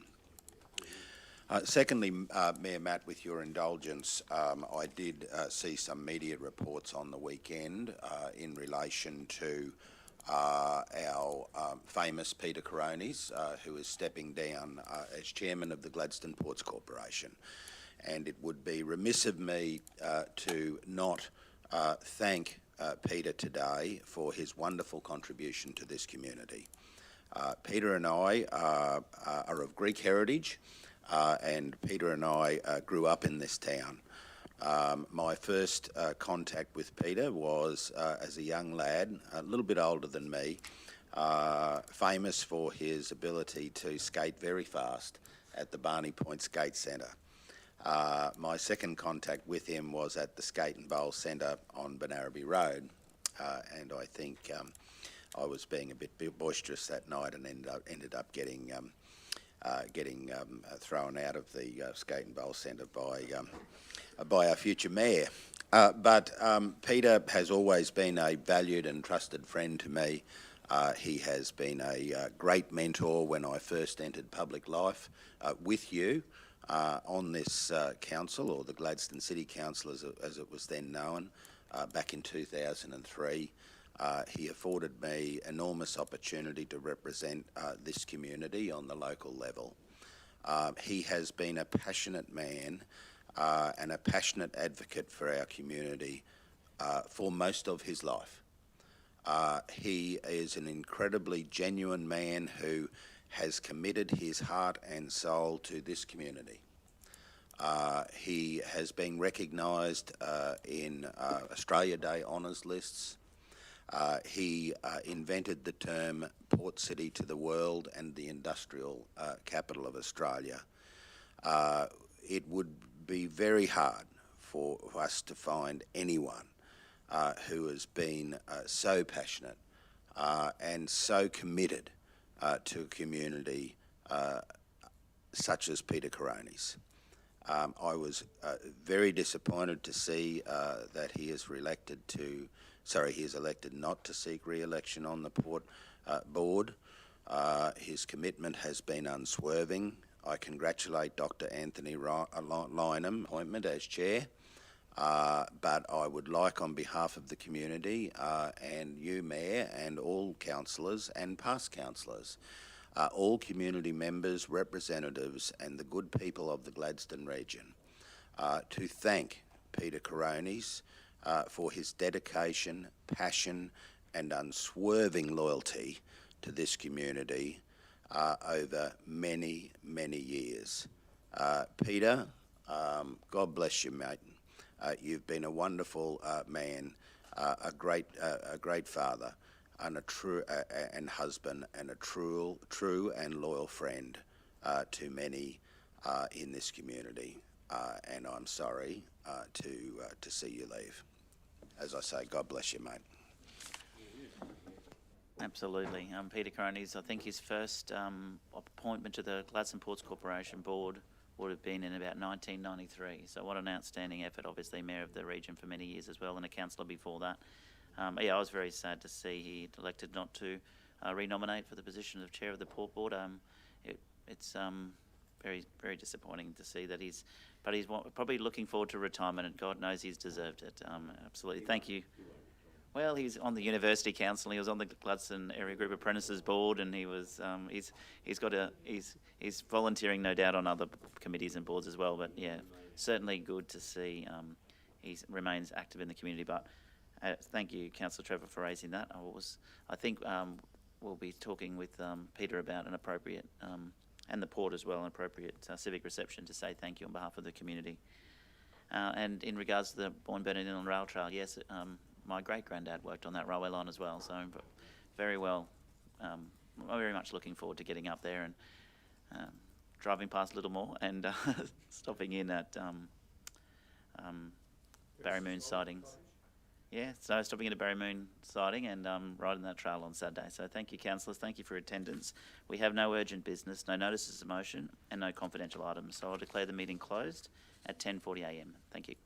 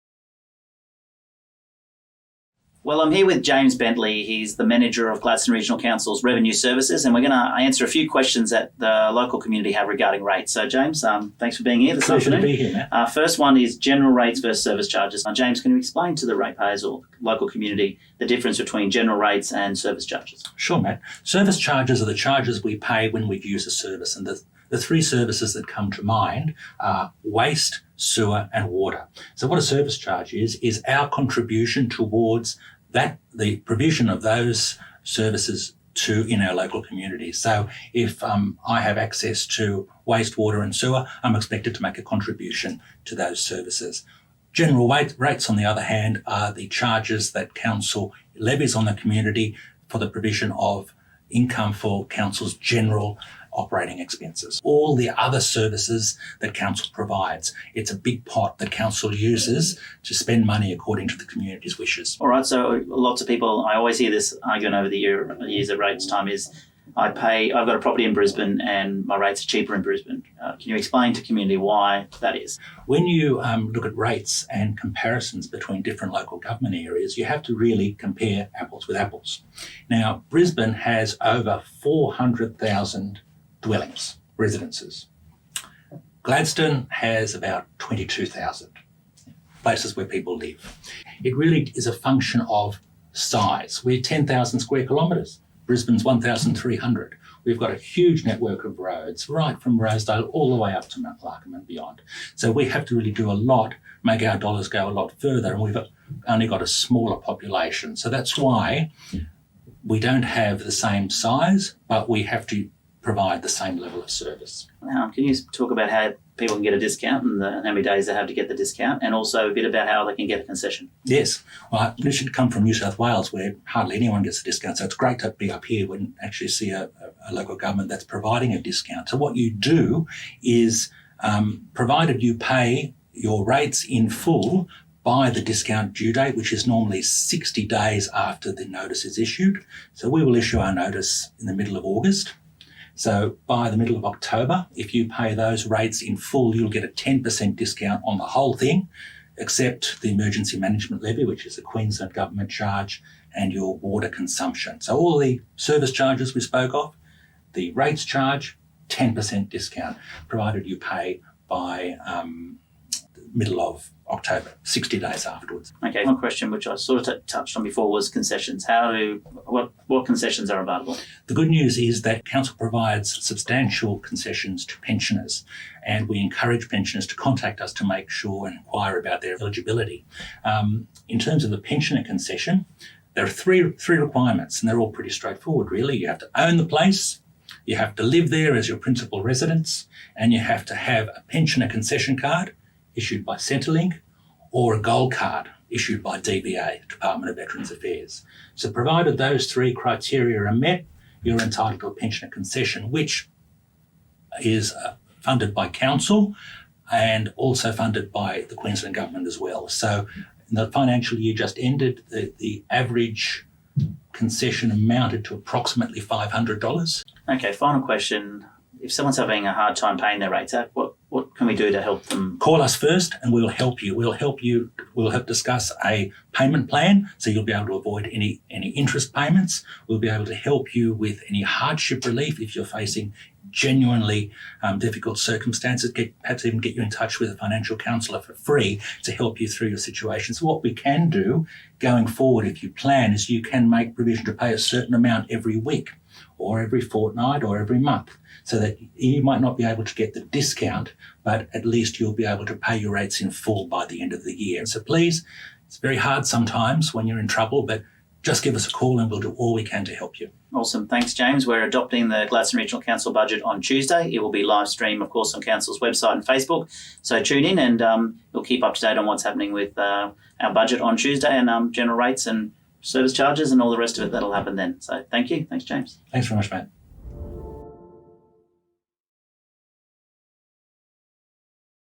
Sign up to Council's disaster and weather event warning system. Receive alerts about emergency news, severe weather events and other public safety alerts via SMS or email. Registering to the disaster messaging system is free.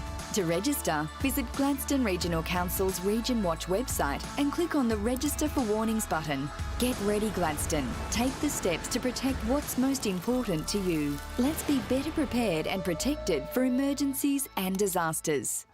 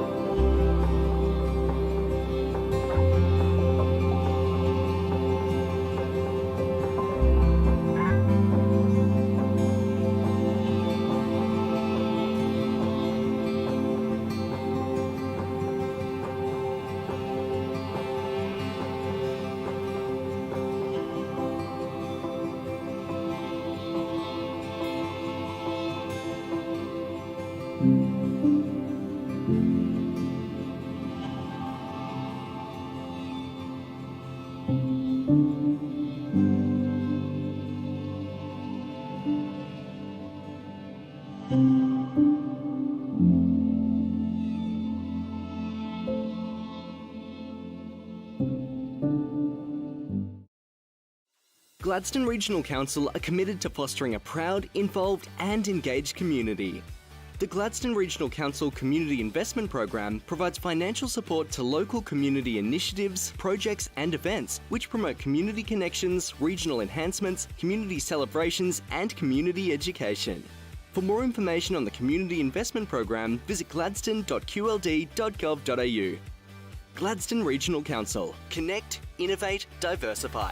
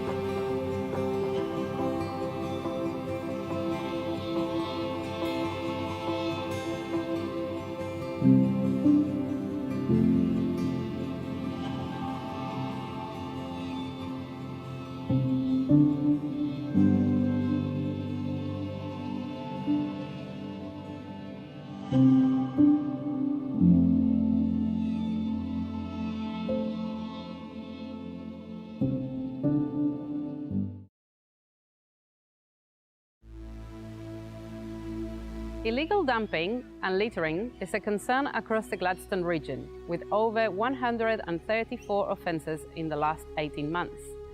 Our region is beautiful, but there are a few bad apples that ruin it for the rest of us, and they need to clean up their act. Commonly found items at illegal dumping sites across the region include car bodies and batteries, mattresses, tyres, white goods and furniture, and green waste. These items